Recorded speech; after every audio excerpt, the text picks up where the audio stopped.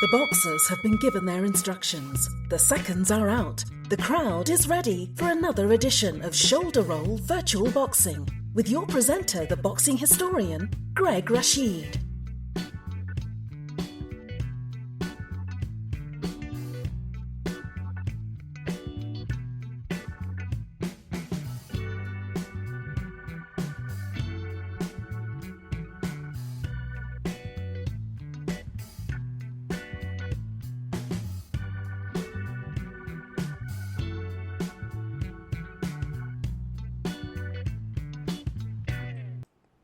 I want to say Swaddy Cup to everyone out there. This is Greg Rashid with another edition of the Shoulder Roll Virtual Boxing Podcast. And yes, Swaddy Cup means hello in Thai. I'm in Bangkok, Thailand. For those of you who are new to the program, but I got so many people that listen in now.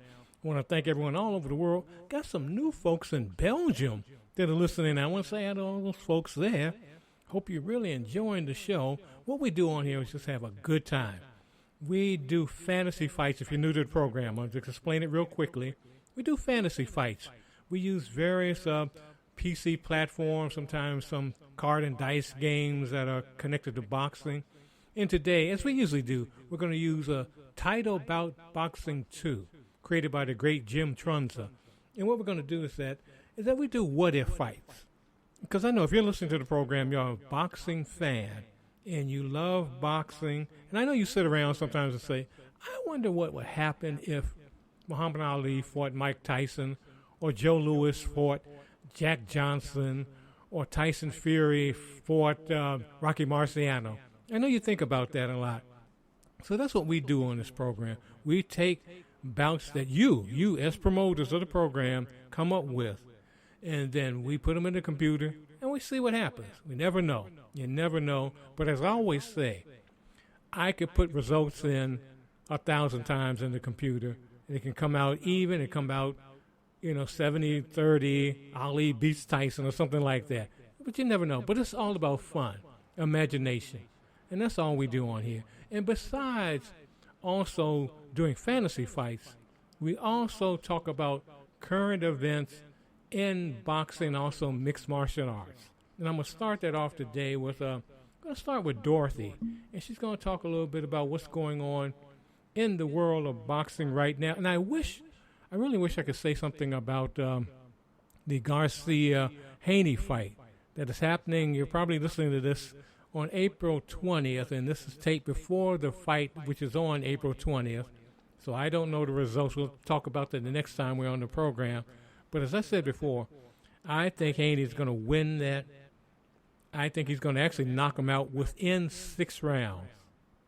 Maybe the 4th round, but definitely he's going to knock him out. I know there's going to be a lot of excuses coming from the Garcia camp saying, well, he was mentally unfit. He wasn't prepared for the fight. But the fact of the matter is, the fight is going to happen. And I really said a month ago, I didn't think this fight was going to happen. So I'm really surprised.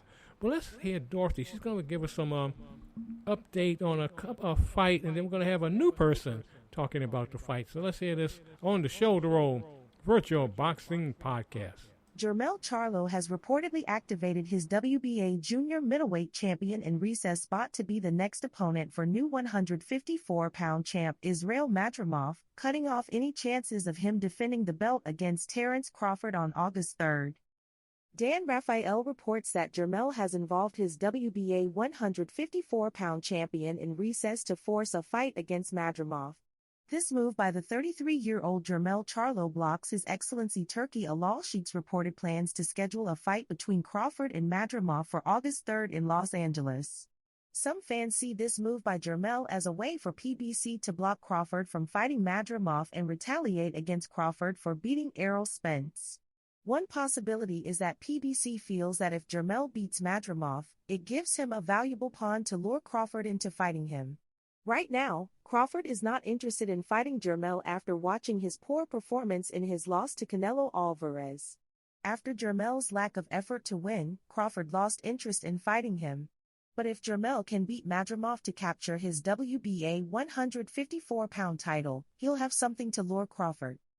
Now, the question is, will Alalshikh be willing to invest massive money in a fight between Charlo and Madrimov on the same August 3rd date? Given that Jermell was soundly beaten by undisputed super middleweight champion Canelo Alvarez in his last fight in September 2023, it might not be worth investing money in a fight between Charlo and Madrimov. The problem is that Jermell looked like he didn't even try to win. He was fighting scared and appeared to some fans to be there just for the payday against Canelo. Given that poor non-effort from Jermell, would Alalshikh be willing to pay for a fight involving him and Madrimov? Crawford's uncertain future. It's unclear who Crawford will fight next if the Madrimov fight is off the table. If the WBO strips Sebastian Fundora of his 154-pound title, Crawford could fight Josh Kelly for that belt. It's a fight that wouldn't bring in a lot of money for Crawford unless Alalshikh shows interest. This week, it was announced that undisputed junior welterweight champion Katie Taylor would head to Arlington, Texas, to rematch Amanda Serrano as the chief support for Jake Paul's showcase fight with former heavyweight champion Mike Tyson on July 20th. The event will be broadcast on Netflix and promoted by Paul's MVP Promotions. The fight will also mark the first time Taylor has appeared on a bill without Matchroom Boxing being involved in some capacity. In a recent interview with Boxing Social, Matchroom chairman Eddie Hearn admitted that the offer for Taylor to rematch Serrano was too good to turn down. "We negotiated the whole fight because it was the right opportunity for Katie Taylor," Hearn told Boxing Social. "It was the right offer, and I want to thank DAZN for allowing us to have that sensible conversation to say, look, let's let her get the win here and then we'll be back for a big fight." But at this point in her career, when we receive an offer like that, the right offer, we have to consider it. Sean Palmer did a great job negotiating with Nakisa, Bidarian, and MVP, and Brian Peters did a great job.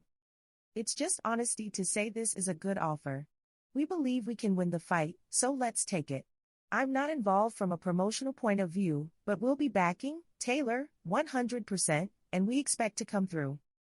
Hearn, who has handled Taylor's professional career since her decision to turn professional in November 2016, is already plotting the undisputed champion's next moves. At the turn of 2024, it was expected that Taylor would face Chantelle Cameron in a trilogy fight following their back-to-back contests in 2023, with each fighter holding one victory over the other. Despite Matchroom's best efforts, no deal could be agreed upon, as Cameron pointed the finger of blame firmly in the direction of Taylor and manager Peters. Hearn added that Taylor is now targeting the biggest fights possible and has touted Alicia Baumgardner and Chantelle Cameron as future opponents. Financially, this was a big opportunity, Hearn said of the Serrano rematch. "We like the fight.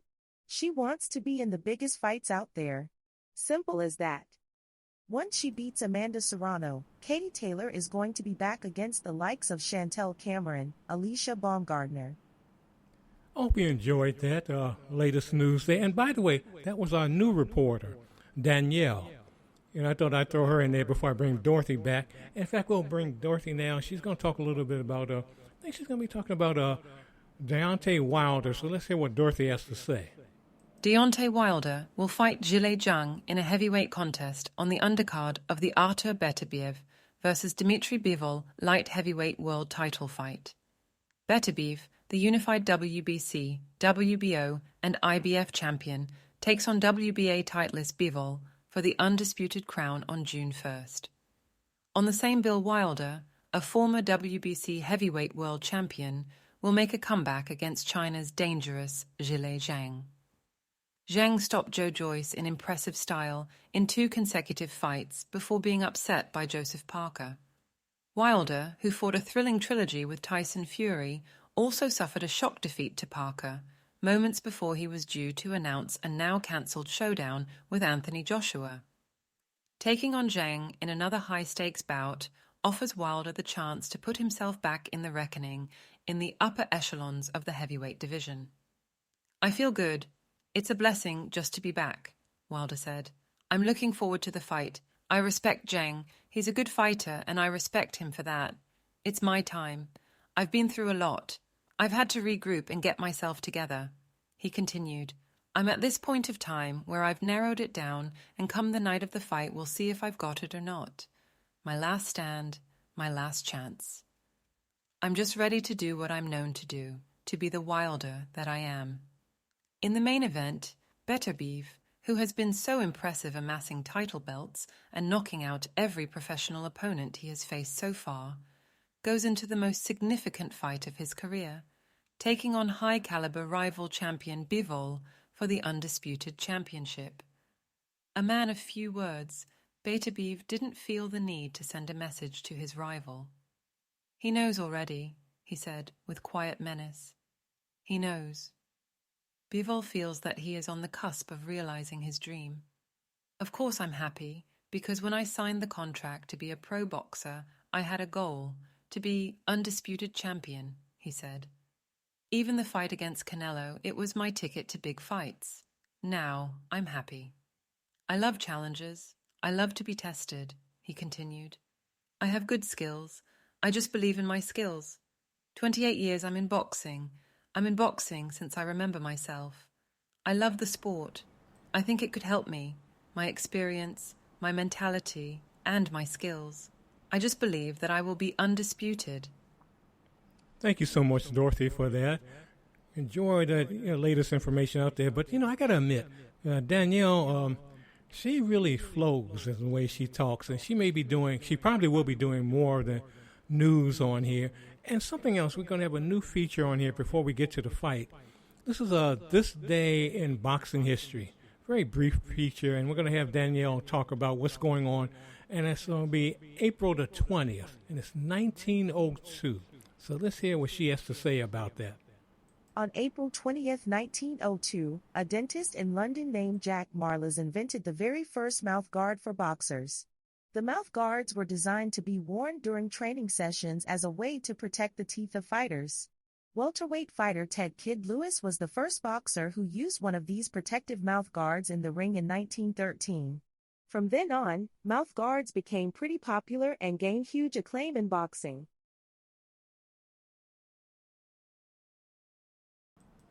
And sometimes with my old mic, I think I'm using a mouth guard. But anyway, and this new mic, I hope you can hear me better. Hope everything sounds better.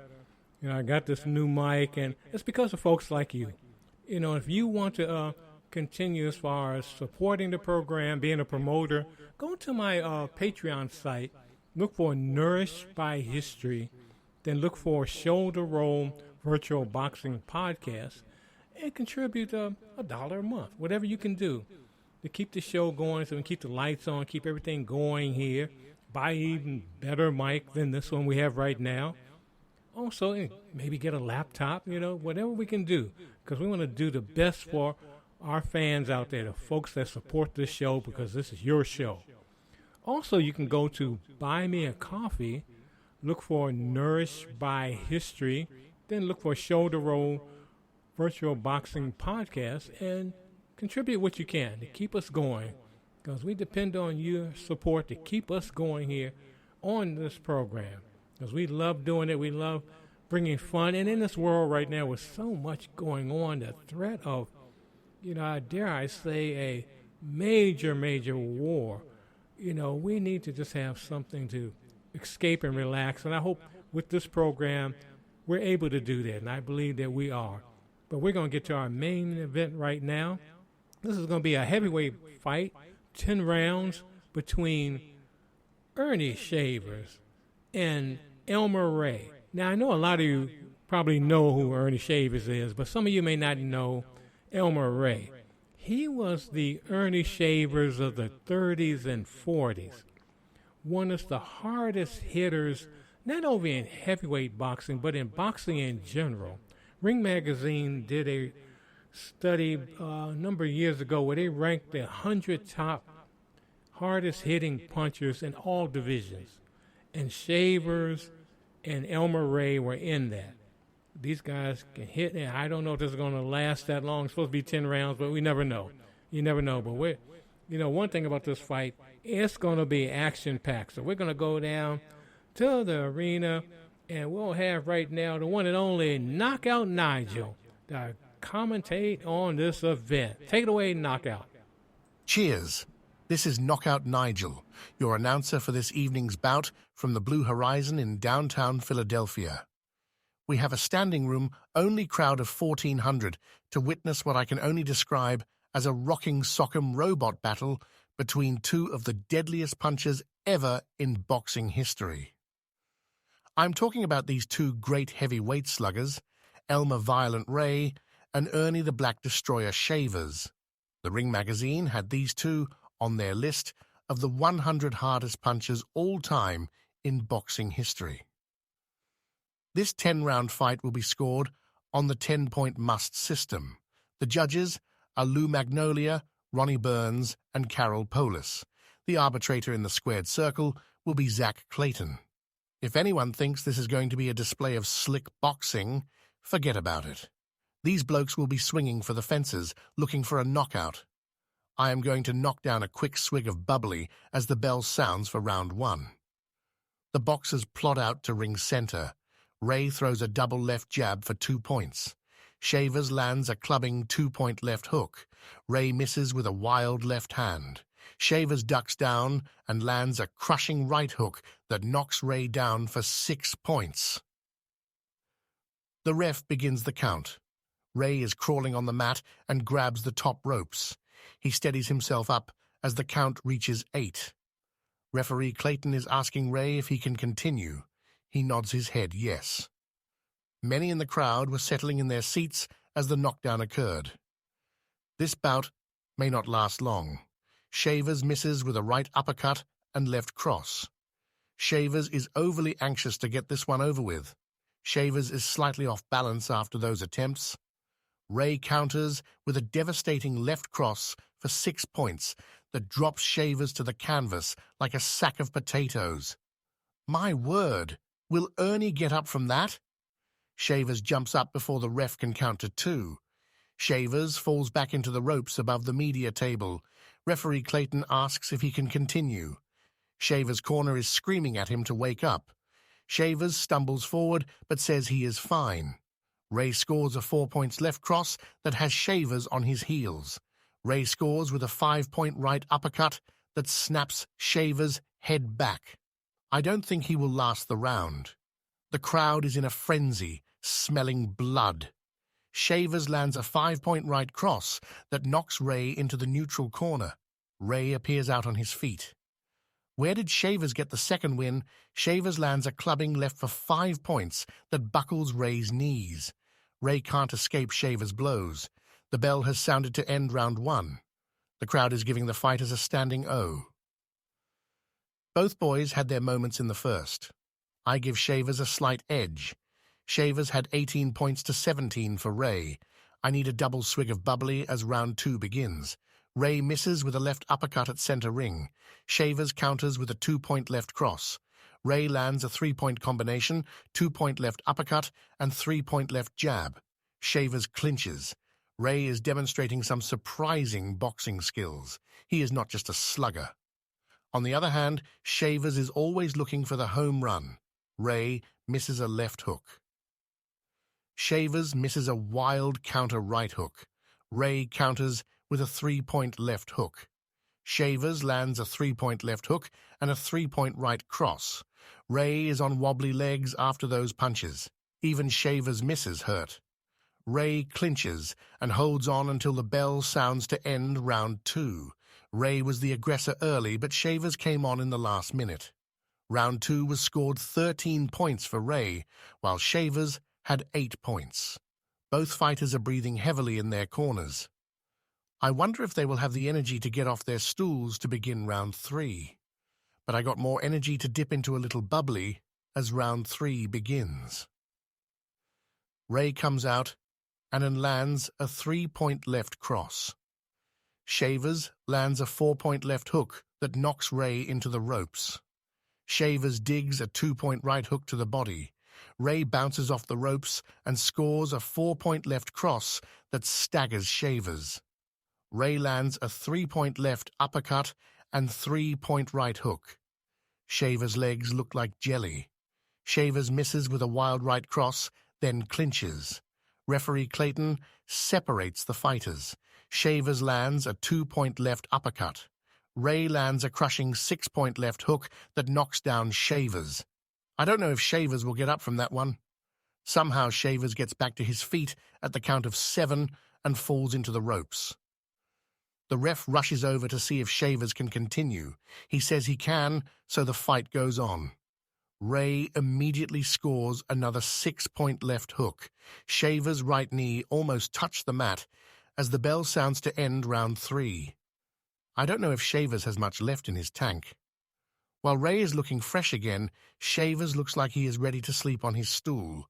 Ray dominated that round. Ray had 26 points to 8 points for Shavers. I would give Ernie a little bubbly, but I would be suspended if I did so. So I will take a double shot of bubbly for Ernie. Shavers staggers out and clinches Ray. Shavers is already out on his feet without a punch being thrown. The ref breaks the fighters. Immediately, Shavers clinches again. Referee Zach Clayton breaks the fighters and issues a strong warning to Shavers for holding. I see someone in Shavers' corner is holding a towel. Are they going to end the fight now? Ray misses with a right cross, but lands a 3-point left uppercut that snaps Shavers' head back. Shavers is ready to go. Ray lands another left uppercut for 2 points. Shavers grabs Ray and wrestles him into the neutral corner. Ref Clayton calls time. He has docked a point for Shavers for holding. Shavers nods his head and then staggers back into the ropes. Shavers is out on his feet. Ray loads up on a big left hand that barely misses Shavers as the bell sounds to end round 4. Shavers falls into his corner. His corner grabs him and helps him to sit on his stool. They should call it a day for their fighter.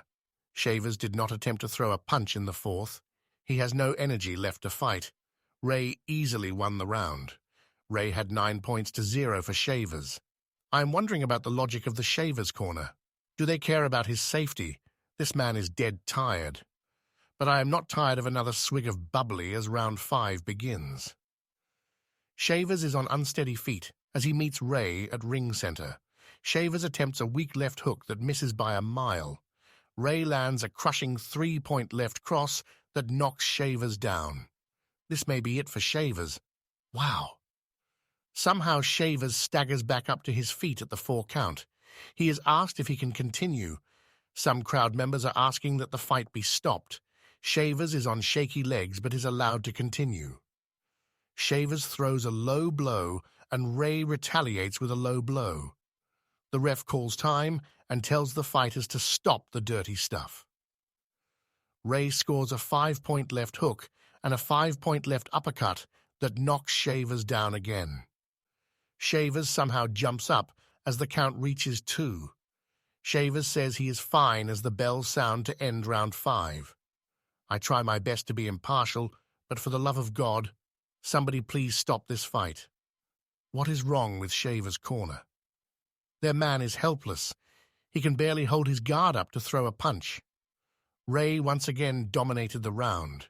Ray had 17 points to none for Shavers. What strategy does Shavers' corner have for their man to win? My strategy as round 6 begins is to have a taste of bubbly. Ray comes out and lands a 2-point left jab and then a 5-point right uppercut that snaps Shavers' head back. His knees are jelly again. Ray follows up with a 3-point left hook. Shavers grabs Ray in a clinch. The ref gives Shavers a standing 8 count. He may stop this. Shavers' corner is begging him not to. The ring doctor is on the ring apron. He may come into the ring to look at Shavers. Shavers misses with a wild left cross that causes him to fall into the ropes. Ray lands a partially blocked left jab for 1 point, a 3-point combo, and a 2-point left jab. Shavers is covering up as the bell sounds to end round 6. Shavers staggers back to his corner. He sits on his stool like a fighter who may not get back up. His corner is screaming at him to start fighting, or they will throw in the towel. Ray's corner is very elated. Ray is smiling and ready to end this. I know I sound like I'm on a repeat cycle, but Ray dominated that round again. Ray had 20 points in round 6 to 0 for Shavers. I have never been at a bout, amateur or pro, where a fighter has taken such a terrible beating and his corner has refused to call the fight. On the other hand, I will never refuse a sip of bubbly as the bell for round 7 sounds. Shavers retreats into the ropes and beckons Ray to come toward him. Ray moves toward him with a smile on his face. With his back against the ropes, Shavers lands a 3-point left hook, a 2-point right cross, and a 2-point left hook. Ray appears to be stunned. Where has this Shavers been hiding? Shavers scores a 5-clubbing left hook that knocks Ray into the opposite ropes. Shavers moves in and pins Ray against the ropes. Ray looks like he may be hurt. The crowd is screaming this turn of events. Shavers misses with a right uppercut, then lands a brutal left hook for 6 points. Ray topples forward and lands flat on his face on the mat. The ref doesn't even bother to count. Elmer Ray has been knocked out. What a stunning turn of events. At the time of 2:33 of round 7, the winner by knockout is Ernie Shavers. Shavers sinks to his knees in exhaustion. I think Ernie may go to sleep in the ring.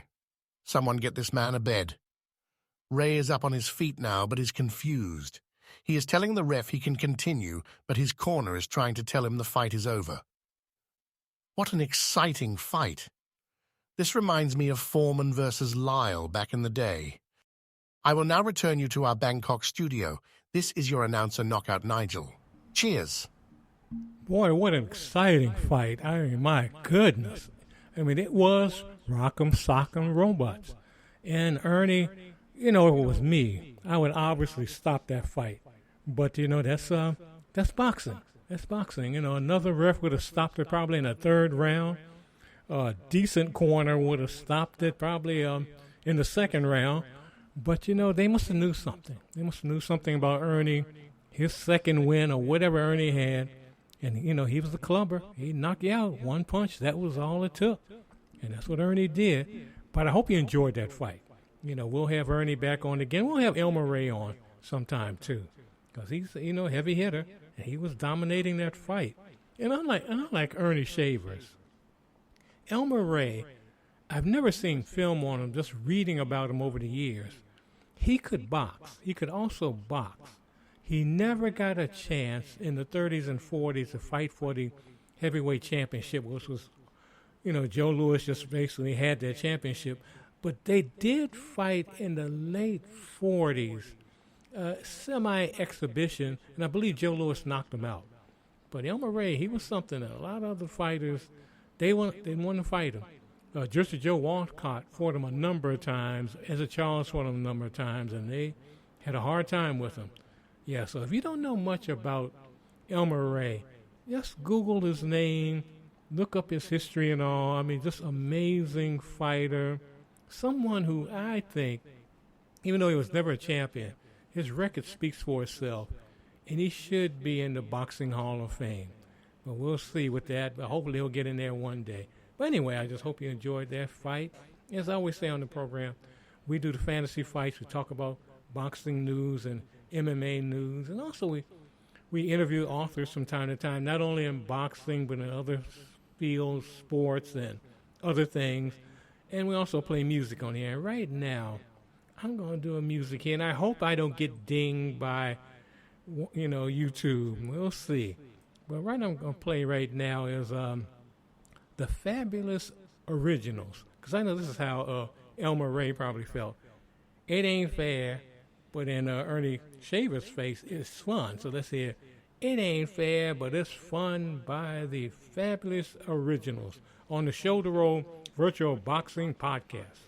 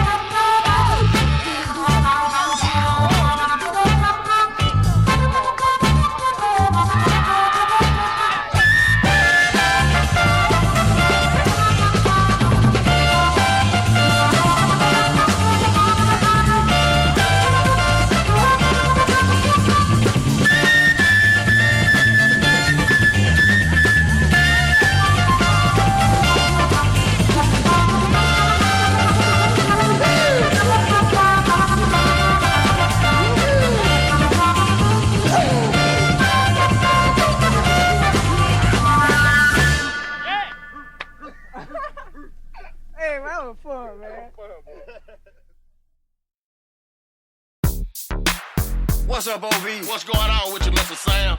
We at it again, ain't we, man? Yeah, man, we at it one more time. But I got a new question for you, man. What's that, man? How did you sneak and get some? Man, I tiptoed in it. You did what? I tiptoed in it. Gone. I wish it wants to get it on about 3 in the morning. So what? But everybody's home. What did you do? Oh, man. When a body's in heat, say a flesh is weak. But the baby won't go to sleep. What did you do? Well, let me tell you, Sam. She told me come through the back door. East down the hall real slow. Oh, man. Took the shoes off her feet. And then I started to creep. I put her over to the side. I said, girl, you better be quiet. Oh, don't want to disturb the kid. What you do? So this is what I did. I tiptoed in it. Man, you lied. I tiptoed in it. Boy, you got me crying. I tiptoed in it. Tell me, boy. I tiptoed in it. Tell me, Sam, when she came up to your job, while you were working hard, Yeah. when she winked and gave you a nod, what did you do? You were around all your friends, Yeah. but you wanted to get one in. Tell me, Sam, what did you do? I'ma tell you what. I said, boss, I need to take a break. What? Cause a girl just can't wait. Oh, man. I found a room that was empty. I said, girl, you gotta be a quickie. You ain't gotta take off your clothes. And please don't make no noise. Oh, man. Behind the door we hid.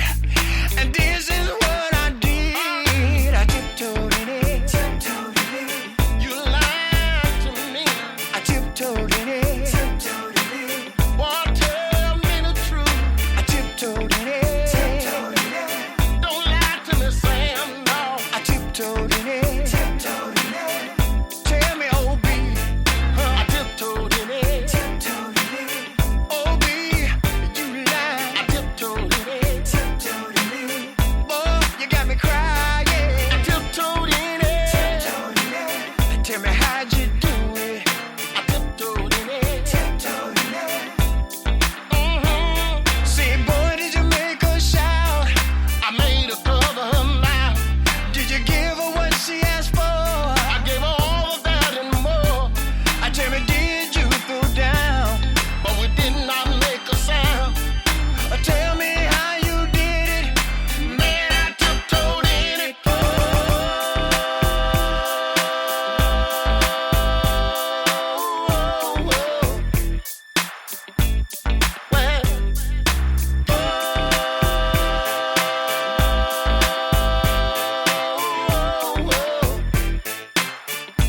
Man, I'm telling you, Girl, you're gonna wake your tail. you better be quiet. Girl, I'm gonna spin it like a pen. You better be quiet. Girl, I'ma be up 10. So, girl, be quiet. Sam, that's what I'm gonna do, man.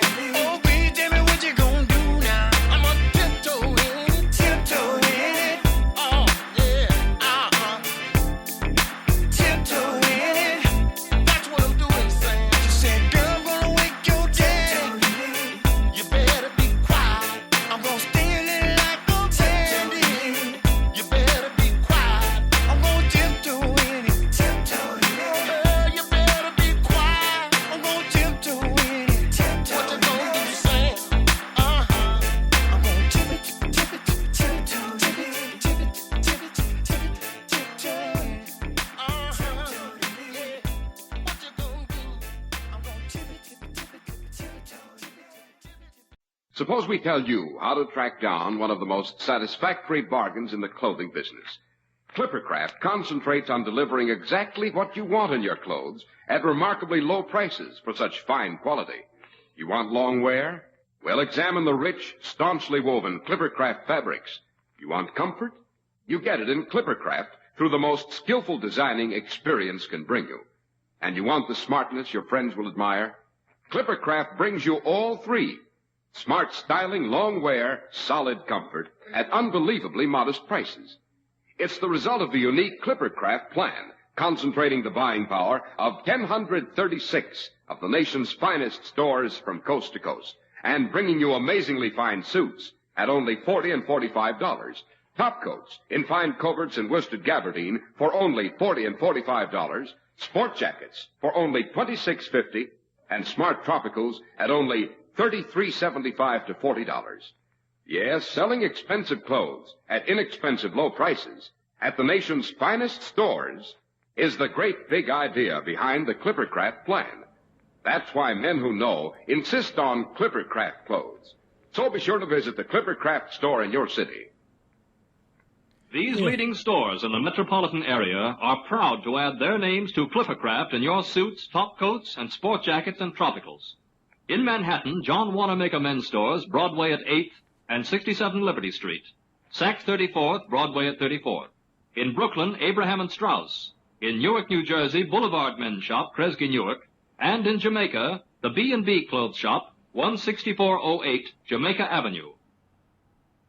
I think I'll go there. I'll just leave Thailand in the next couple of weeks, and I'll just go back to New York and just find me a Clippercraft coat. But anyway, that's not hard. That's hard to say real fast. But anyway, hope you enjoyed the music previously. Hopefully, YouTube would not ding me for those two songs. But the last one was Mr. Sam and O.B. Buchanan, and I tiptoed in it.